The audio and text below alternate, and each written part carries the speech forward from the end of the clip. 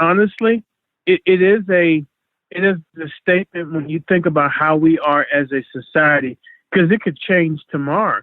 It could be like even something, and I'm not making light of this, but it could be aliens coming down and we're abducted. And some people are like, well, it hasn't happened to me yet. And I'm like, well, it doesn't matter. It's a tragic thing. And you've been totally brainwashed by society and the media to us to have several streams of thought, and nothing outside of that gets in or out.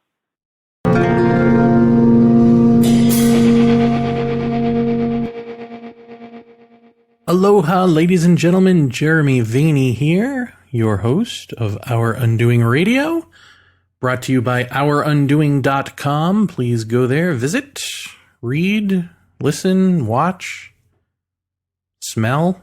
Okay, there's nothing to smell, but you could read, listen, and watch. That'd be nice, right? But thank you for listening to this show.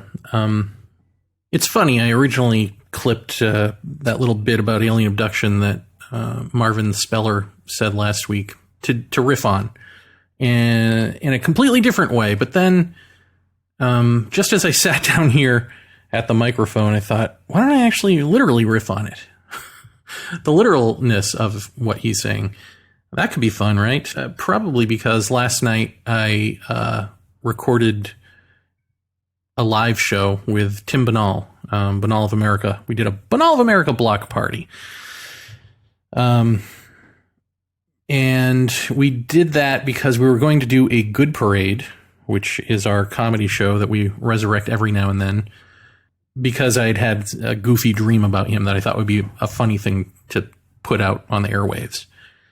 But then he decided, no, I don't really want to do a Good Parade. Let's make it a Banal of America show. And I said, okay, that's fine.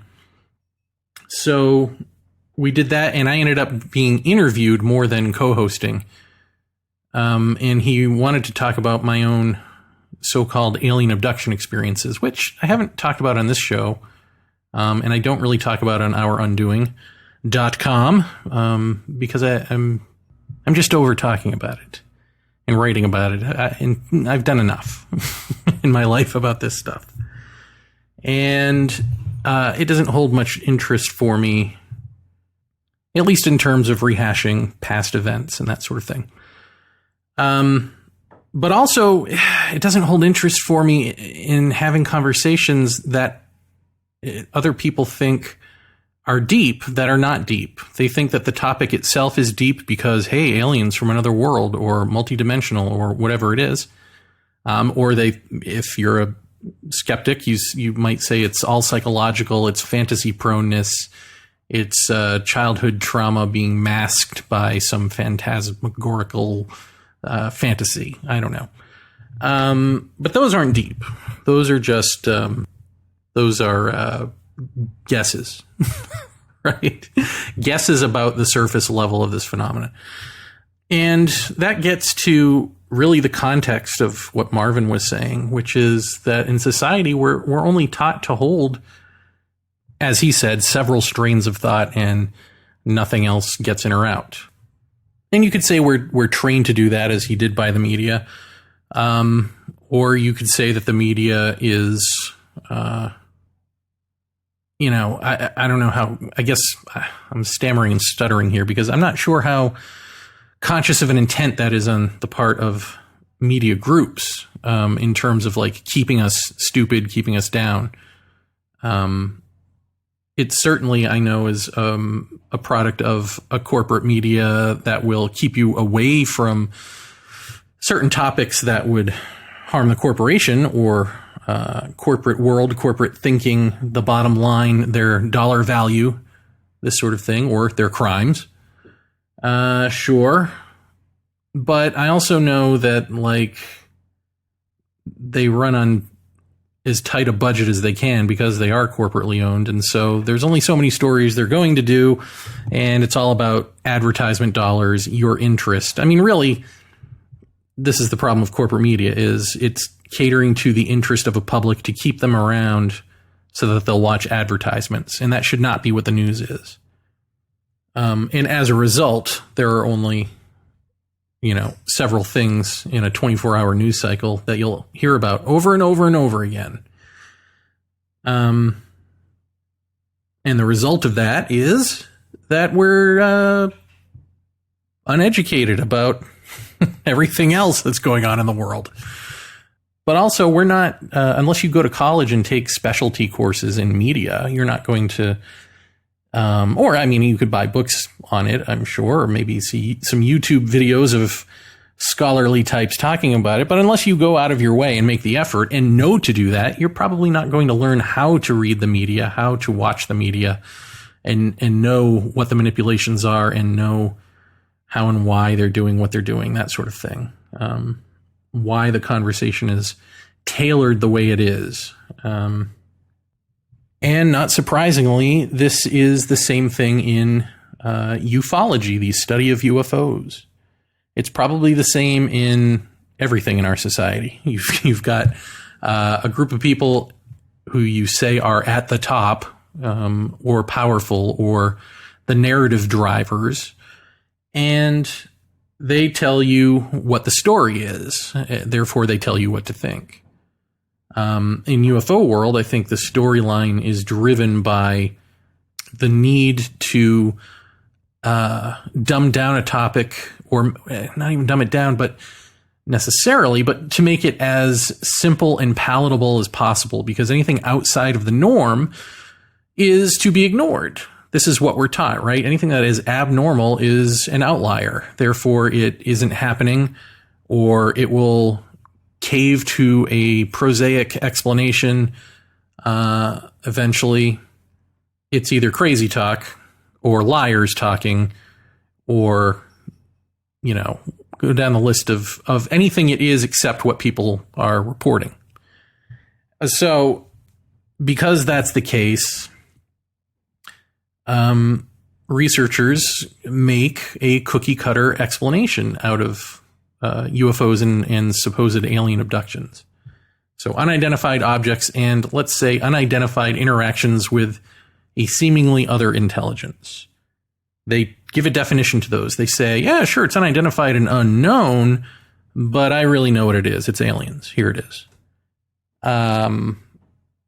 And once we can all agree on the established non-fact that it's alien in nature, we can get up in arms and demand that the government tell us what they know about this thing that we've decided is what we said it was, forgetting that that was just something we said it was.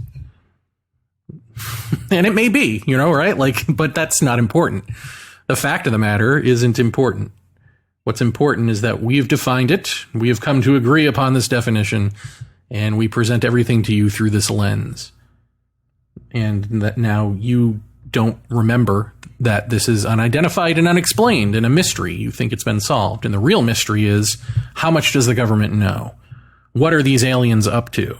Why are they here? These are the things that you call a mystery, and you think that these are deep issues, but they're not. They're delusional.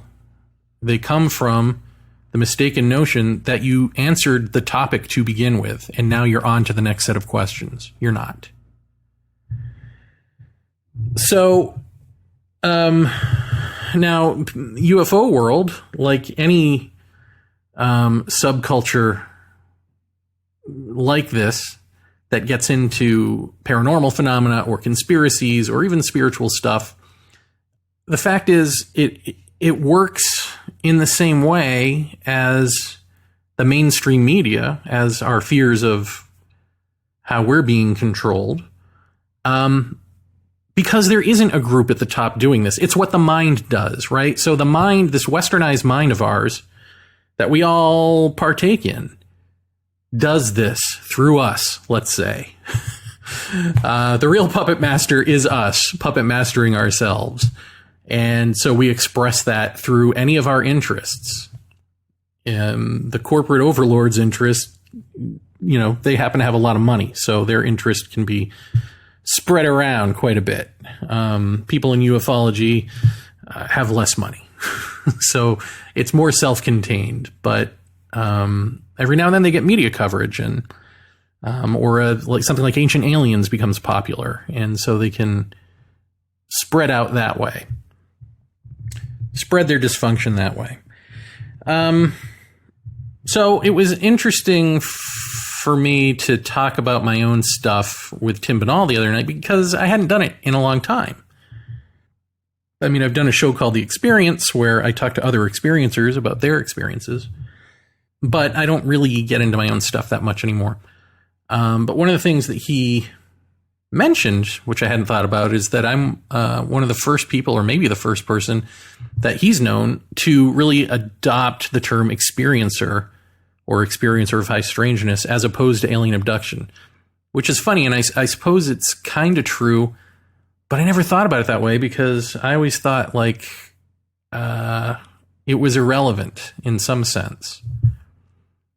Like, it doesn't matter what you call it. It's just, alien abductee is what everyone knows. And so it's easier to say that and then start a conversation that way and then get into why it's neither aliens nor abductions. And therefore saying you're an experiencer makes slightly more sense.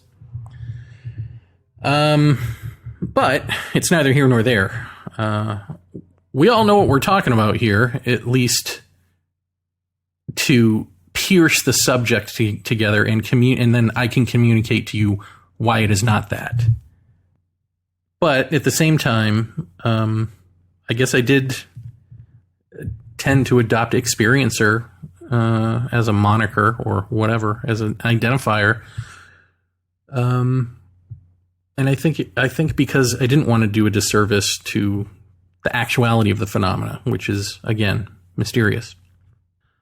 So, getting back on track here, I guess the overarching question is, if we do this with everything, or just about everything, if this is just kind of the way we self-organize around ideas, around concepts, around mysteries, if this is how we organize, by defining first and then figuring out what it is second, which we can't do because we've already defined it, and so that blinds us to the actuality.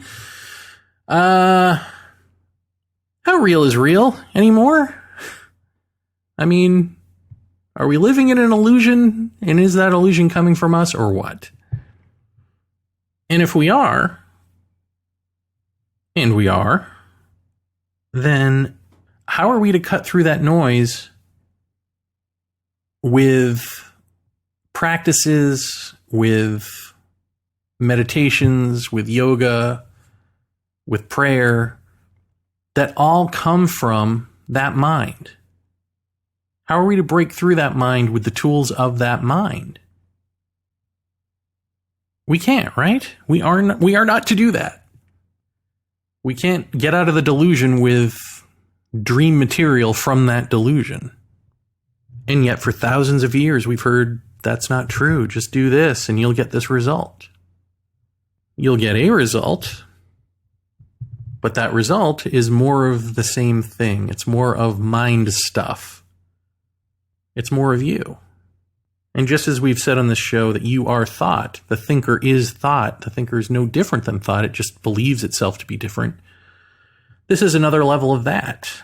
This is the level of the thinker in denial that the thinker is thought, believing, for instance, that it has an egoic death that it can go through.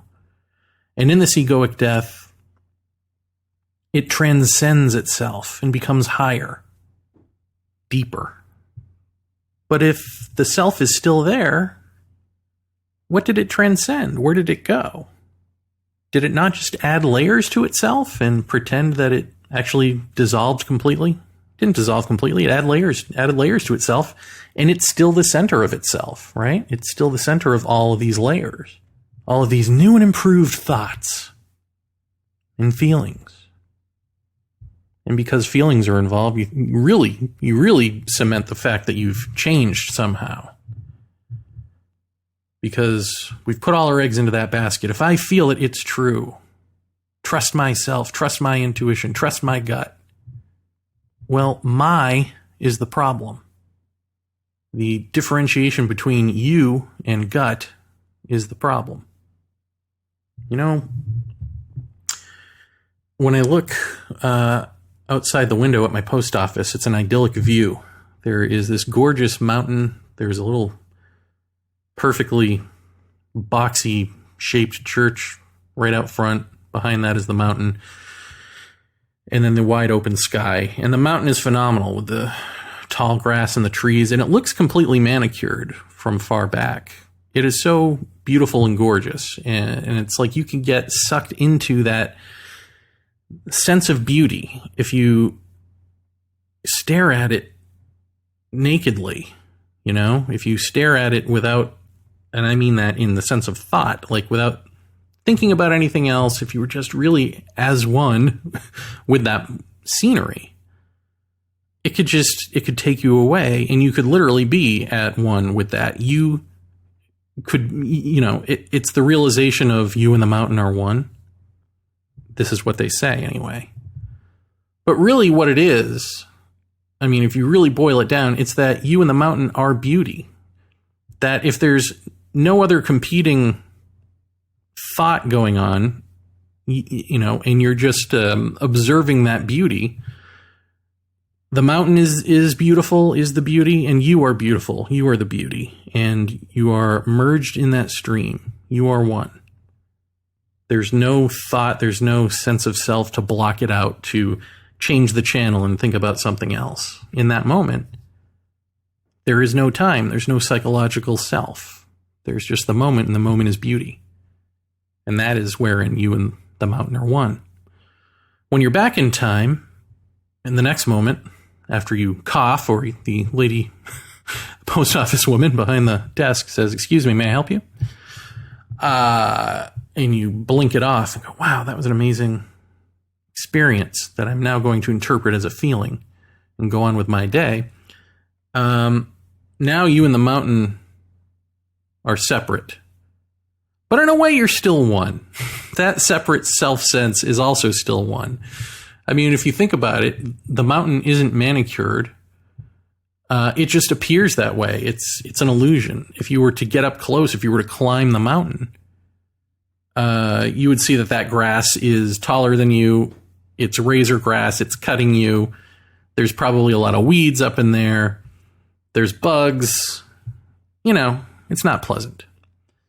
The church out front is from you, from your society. It is a way of indoctrinating Hawaiians into Christianity and into Westernization, into America. Back in the sugar cane plantation days, these churches were, of course, ways to keep people docile and give them something to do with their free time.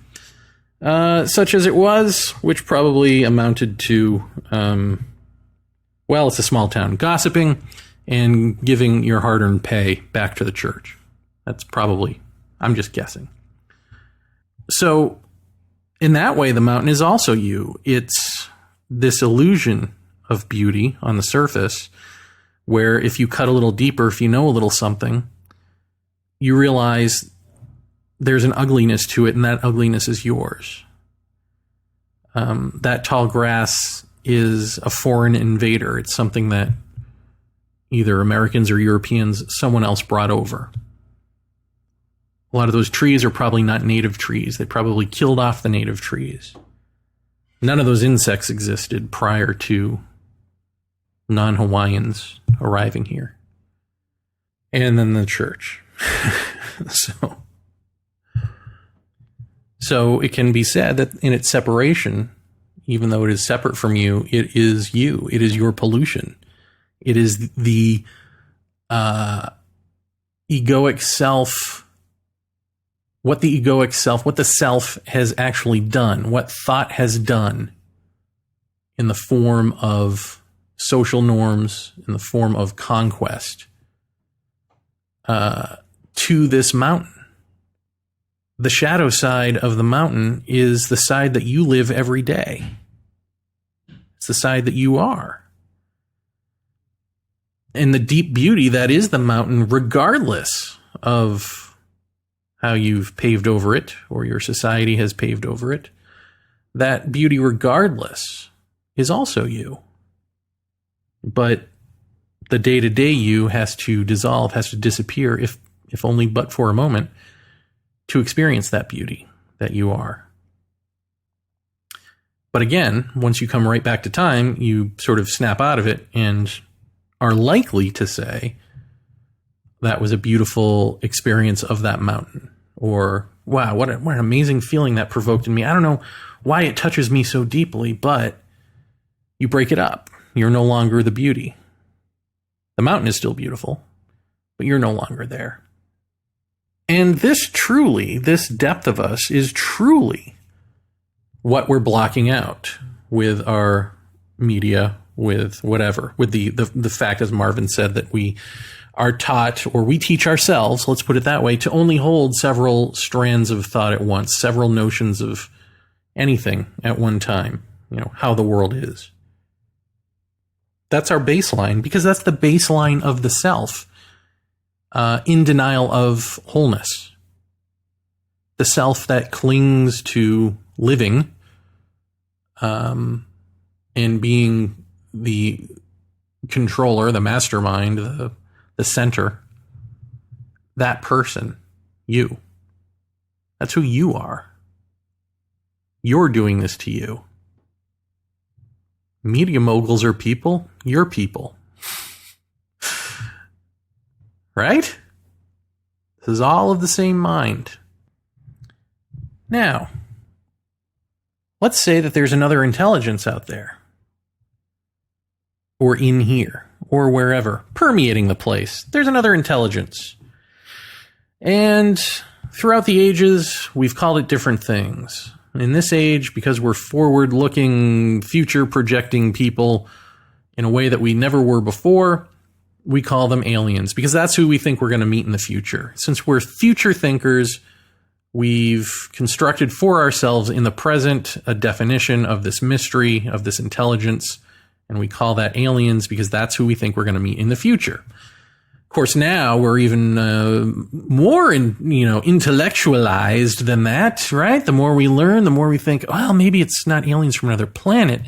Maybe it's from a multiverse. Maybe they're from right next door through the fabric of reality in another reality, which is another word for aliens. I mean, we really think that sounds smarter, but it's the same thing. You've just changed where they're from.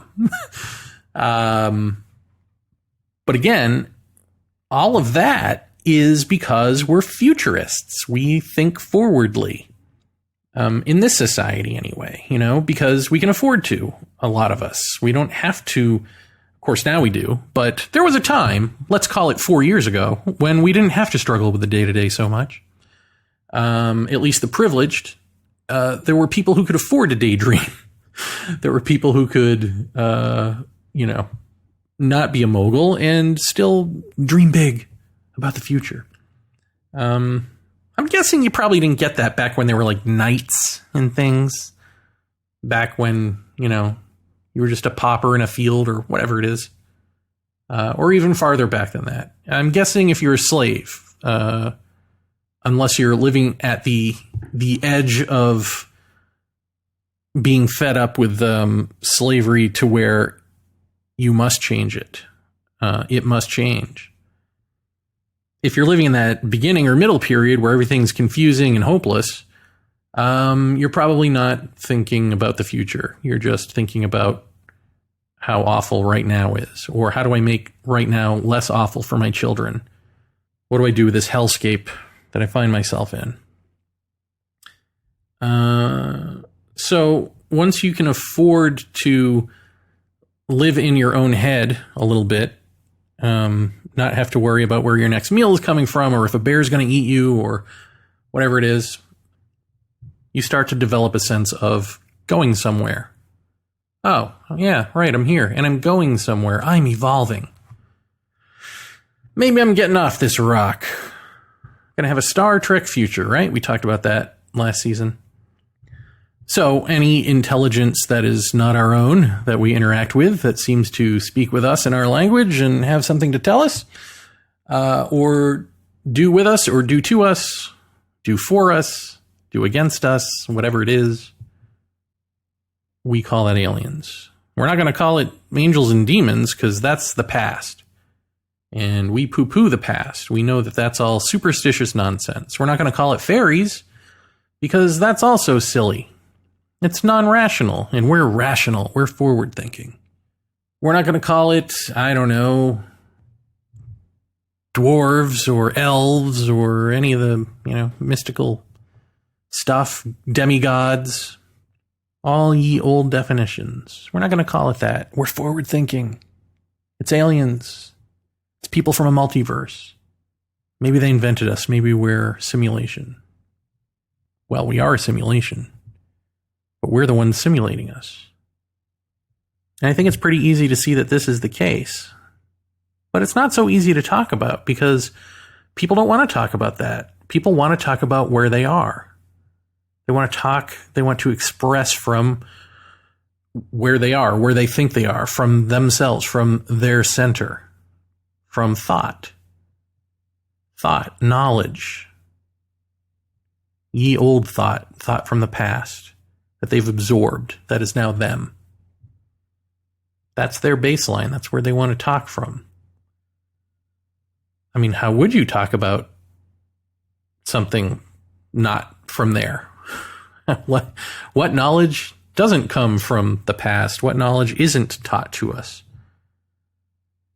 What would that conversation look like? Well, there's insights.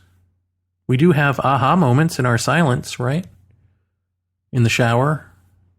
Sometimes full songs come to you, fully expressed, some of you. Or the solution to that math problem. You have the aha epiphany. Spiritually, and you have the moral and ethical stuff that comes rolling in when you're not thinking about anything. Where's this stuff coming from?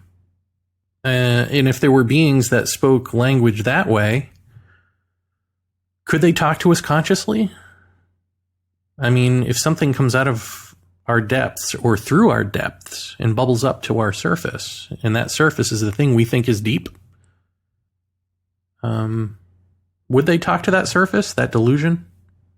They could be in conversation with us right now, and our interpretation of it at this shallow level, whatever bubbles up to the surface, sort of the reverse trickle-down theory, the crumbs that you get, the crumbs of a communication that we think are the entirety of that communication may just be that, maybe crumbs of something that's going on deeper in our unconscious that we, by definition, can't be aware of because we split ourselves in two, conscious and unconscious. And it's only when those minds merge, only then can we decipher what's being said. That's a possibility. It kind of makes sense, right? I mean, I can articulate it, sorta, kinda. But then you have the ability to poo-poo that and go on with your life, or go, wow, that's really fascinating. Anyway, back to aliens. And see, this is where I did drop out of wanting to talk about this stuff. It's exactly that point. And it gets right back to Marvin's point. And my point about Marvin's point, which is, when talking about aliens, I have found, with most people, like 99.9% of the people, they find what I have to say interesting or fascinating, or they go, yeah, that really makes sense. And then in the next breath, they just start talking about aliens again like normal. In other words, they are completely unaffected by it. It's like they have amnesia the next moment that they were ever interested or ever discovered something more real than what they had about it through what I just communicated. And I'm certain that this is this way with just about any topic, probably. Right? Have you had that moment where you're telling somebody something and they're agreeing with you? I mean, people do this with their relationships all the time. They come to you for advice, right? And they're like, I don't know what I should do. I feel this way and this way and this way. And you're like, okay, here's what's going on. Here's what I see. And they're like, you're so right. I'm going to change that. And then they don't. And then it's the next week, the same problem. Wash, rinse, repeat over and over and over again. Because that is who they are. That is who we all are. And so if a media mogul is doing that, or several media moguls, well, guess what? If you were that media mogul, you'd probably be doing it too. That's what I mean by we're doing it to ourselves. It's all of us. If it's not you, it would be you, most likely. And you say no, because you're at this vantage point. You're the quote-unquote victim of it. But if you weren't the victim of it, you'd be the perpetrator of it. And in other parts of your life, you probably are the perpetrator of it. It's just you're blind to it. Because it's you doing it. And we love nothing more than remaining blind to ourselves. Guess who would never, ever want us to take them to our leader? Aliens. Sorry, I couldn't just let you guess.